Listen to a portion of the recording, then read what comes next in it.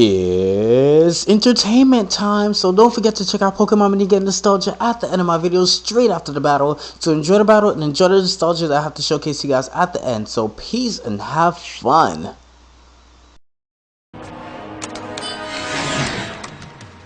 Initiating duel simulation. Calculating player strength. Pokemon. Destroy.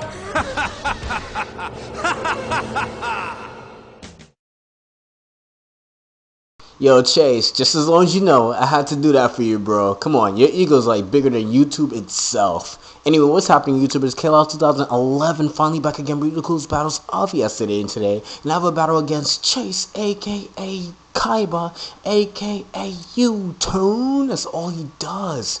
Anyway, I'm just gonna lead out with my Latios, right? And he's gonna immediately switch out into Zapdos after seeding the Latios. I'm like, damn, I wish I could have just stayed in Draco Meteor, because Draco Meteor in this case, to be in the specs, is definitely a 2-hit KO provided that he stays in with the Zapdos. So I'm like, kicking myself, because Zapdos can be a little bit of an annoyance there. As you see, I brought in the Fortress on the Swampert, trying to set up entry hazards of my own, thinking that he was going to set up the Stealth Rock. Also a little bit afraid of the Miracle Swamperts I've been seeing a lot lately on the Pokemon Battling Online Simulator. And after a series of moves, we're back at the beginning again, where we have Swampert against Latios. Choice Specs Draco Meteor is not enough to take out the Swampert, and I'm debating whether I should switch out into my Fortress to set up entry hazards of my own, as well as Rapid Spin.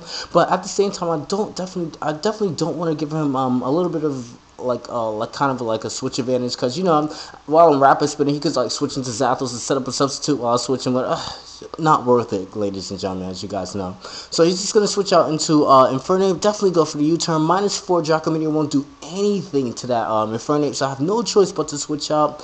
And I'm just gonna get some poison heal after having my Toxic Orb activated from the last move. He's gonna go out to Focus Blast just to try to predict when I'm gonna switch in my T-Tar. I'm just gonna try to play a little bit of a mind game here, because I'm kind of aware that my EV investment that I do have in my Tyranitar is not enough, even provided that I do crunch, not enough to take out the Rankarosu. So I'm just gonna have to need some added damage, which is what Gliscor did with the Earthquake. And now that he just tried to switch out, I'm able to pursue that thing to death. So that was great. A dead Rankarosu.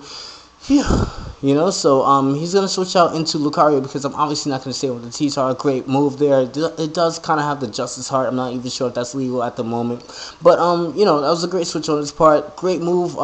Great follow through with the double Shadow Ball, and able to finish off my my Pringles guy there. I was thinking that he might not go for a secondary secondary Shadow Ball, considering that I might definitely do want to save my Ghost, because it's very vital, especially in taking out like that Ape or whatever, because it's gonna be a huge play later on. You guys may or may not see that, but the Ghost, me losing the Ghost, is definitely significant in the outcome of this match here.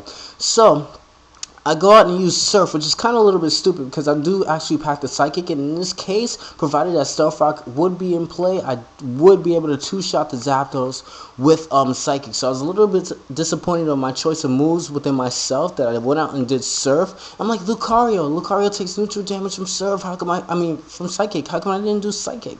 Anyway, I'm just going to switch on to Blissey, sponge the Toxic here, and he's just going to Discharge, I guess, to accumulate damage. Toxic Discharge, and eventually I'm gonna end up losing this battle just because he has Recovery, and he's just gonna switch back out into his Infernape. Now I have Gliscor, and it's a little bit of a mind game that he plays here, because all I'm thinking is like, Zapdos, I gotta take that thing out, but he plays a very, very good mind game here with me. Goes to the Flare Blitz, knowing me predicting that he was going to go out into U-turn right back into Zapdos. So I'm like, yo, I got a Swords Dance so I can get the Ice Fang on the Zapdos, man, because that thing has to go down. But I'm like, Choice Banded, Flare Blitz is just not working out for me. And I'm just going to go out into my T-Tar just to try to see if I can sponge the hit, provided that I do have defense investments and I resist it. But, jeez, I'm not taking that too well. So it's definitely going to be a 2-hit KO in this case with the Flare Blitz. And that thing is looking like a potent threat. Crit didn't even matter. Crit didn't matter. Where have we heard that one from before? Anyway, I'm just gonna switch out into my Latios, right? Again, just to try to correct what I should have done before and go for the Psychic, and it's definitely gonna be a 2-hit KO in this case with the Zapdos. So that is a dead legendary bird. Oh, what a nuisance. So that thing goes down, and it's looking okay at the moment. I can still kind of pull off a win, but I'm not necessarily too sure. He's going to bring in the Garchomp. Why else would you bring in the Garchomp if you weren't Scarf? So he's definitely going to predict my switch. No way I can risk the outrage, so pretty obvious there, but I had to do it. Sorry, ladies and gentlemen. Sorry, Fortress 2. Sorry to see you go without setting up any kind of entry hazards as well. Take a risk, a big risk, and go for the Jockometer because I missed it. And that is going to be enough.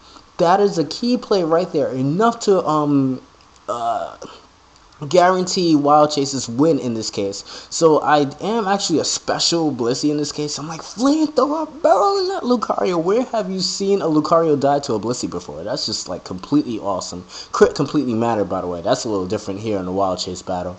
But he's just definitely going to bring back out the Garchomp just to try to outrage on me. He's just outraged that Blissey did definitely finish off the Lucario here.